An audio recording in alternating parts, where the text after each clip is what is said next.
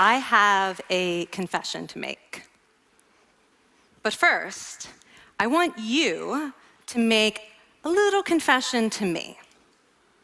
In the past year, I want you to just raise your hand if you've experienced relatively little stress. Anyone? How about a moderate amount of stress? Who's experienced a lot of stress? Yeah, me too. But that is not my confession. My confession is this: I am a health psychologist, and my mission is to help people be happier and healthier. But I fear that something I've been teaching for the last 10 years is doing more harm than good, and it has to do with stress. For years, I've been telling people stress makes you sick. It increases the risk of everything from the common cold to cardiovascular disease. Basically, I've turned stress into the enemy. But I've changed my mind about stress. And today, I want to change yours. Let me start with the study that made me rethink my whole approach to stress. This study tracked 30,000 adults in the United States for 8 years.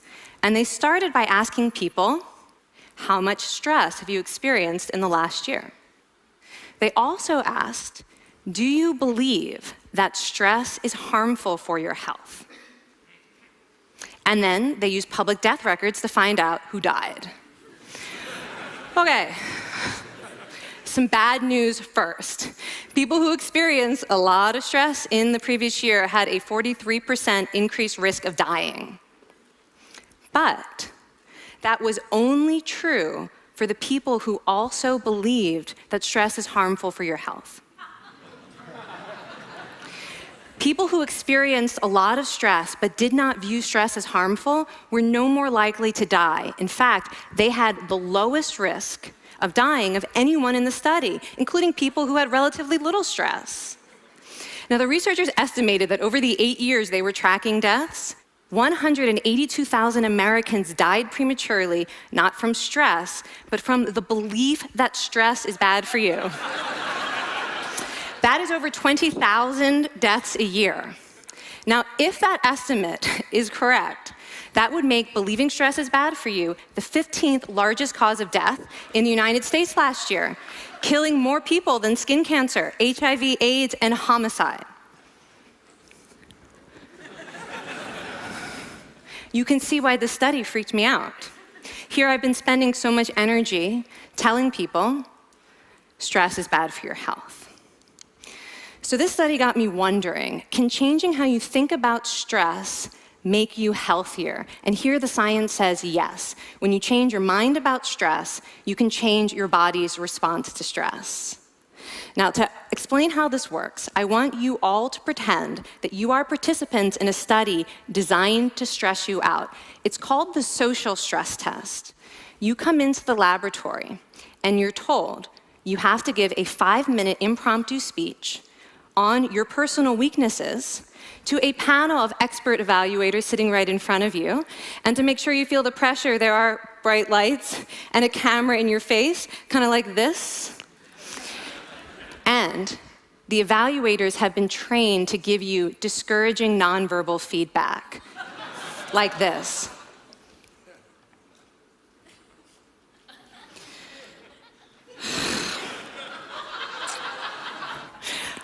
Now that you're sufficiently demoralized, time for part 2, a math test.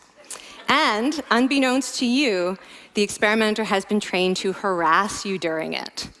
Now, we're gonna all do this together. It's gonna be fun, for me. Okay.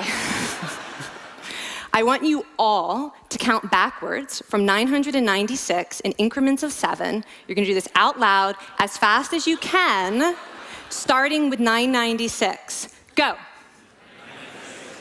Go faster. Faster, please. You're going too slow. Stop, stop, stop, stop. That guy made a mistake. We're gonna have to start all over again.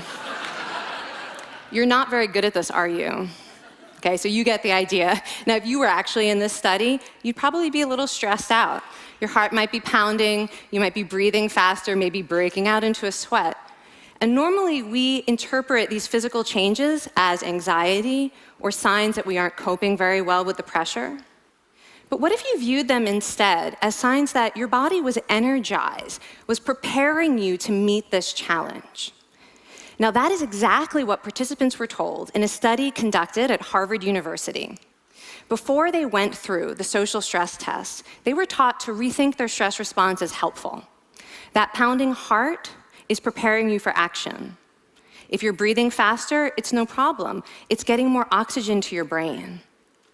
And participants who learned to view the stress response as helpful for their performance, well, they were less stressed out, less anxious, more confident. But the most fascinating finding to me was how their physical stress response changed. Now, in a typical stress response, your heart rate goes up and your blood vessels constrict like this. And this is one of the reasons that chronic stress is sometimes associated with cardiovascular disease. It's not really healthy to be in this state all the time. But in the study, when participants viewed their stress response as helpful, their blood vessels stayed relaxed like this. Their heart was still pounding, but this is a much healthier cardiovascular profile. It actually looks a lot like what happens in moments of joy and courage. Over a lifetime of stressful experiences, this one biological change could be the difference between a stress-induced heart attack at age 50 and living well into your 90s.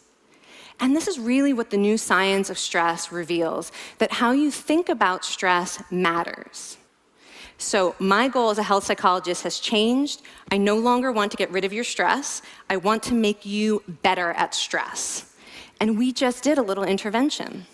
If you raised your hand and said you'd had a lot of stress in the last year, we could have saved your life. Because hopefully the next time your heart is pounding from stress, you're going to remember this talk, and you're going to think to yourself, this is my body helping me rise to this challenge. And when you view stress in that way, your body believes you, and your stress response becomes healthier. Now, I said I have over a decade of demonizing stress to redeem myself from. So we are going to do one more intervention. I want to tell you about one of the most underappreciated aspects of the stress response. And the idea is this: stress makes you social. To understand this side of stress, we need to talk about a hormone, oxytocin. And I know oxytocin has already gotten as much hype as a hormone can get. It even has its own cute nickname, the cuddle hormone, because it's released when you hug someone.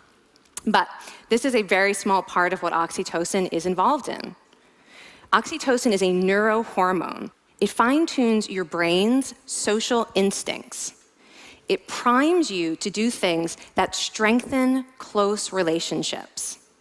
Oxytocin makes you crave physical contact with your friends and family. It enhances your empathy. It even makes you more willing to help and support the people you care about. Some people have even suggested we should snort oxytocin, right, to become more compassionate and caring. But here's what most people don't understand about oxytocin. It's a stress hormone. Your pituitary gland pumps this stuff out as part of the stress response. It's as much a part of your stress response as the adrenaline that makes your heart pound. And when oxytocin is released in the stress response, it is motivating you to seek support. Your biological stress response is nudging you to tell someone how you feel instead of bottling it up. Your stress response wants to make sure you notice when someone else in your life is struggling so that you can support each other. When life is difficult, your stress response wants you to be surrounded by people who care about you.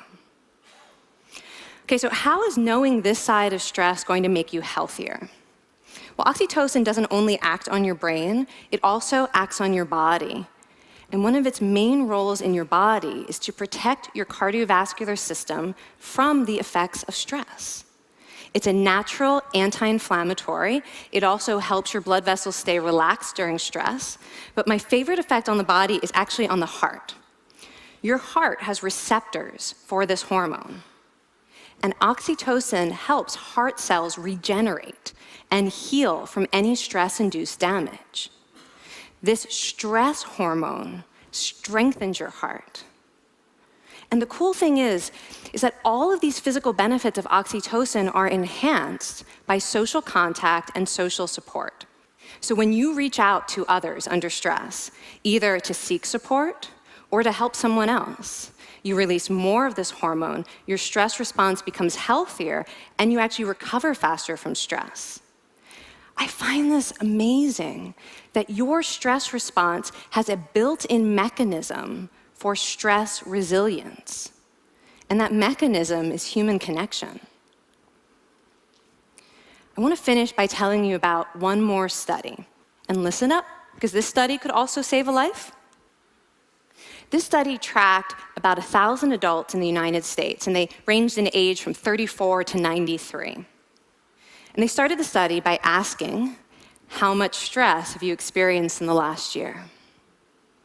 They also asked, how much time have you spent helping out friends, neighbors, people in your community? And then they used public records for the next 5 years to find out who died. Okay, so the bad news first. For every major stressful life experience, like financial difficulties or family crisis, that increased the risk of dying by 30%. But, and I hope you are expecting a but by now, but that wasn't true for everyone. People who spent time caring for others showed absolutely no stress-related increase in dying, 0. Caring created resilience. And so we see once again that the harmful effects of stress on your health are not inevitable. How you think and how you act can transform your experience of stress. When you choose to view your stress response as helpful, you create the biology of courage. And when you choose to connect with others under stress, you can create resilience. Now, I wouldn't necessarily ask for more stressful experiences in my life, but this science has given me a whole new appreciation for stress. Stress gives us access to our hearts. The compassionate heart that finds joy and meaning in connecting with others. And yes, your pounding physical heart working so hard to give you strength and energy. And when you choose to view stress in this way, you're not just getting better at stress, you're actually making a pretty profound statement. You're saying that you can trust yourself to handle life's challenges. And you're remembering that you don't have to face them alone. Thank you. Thank you.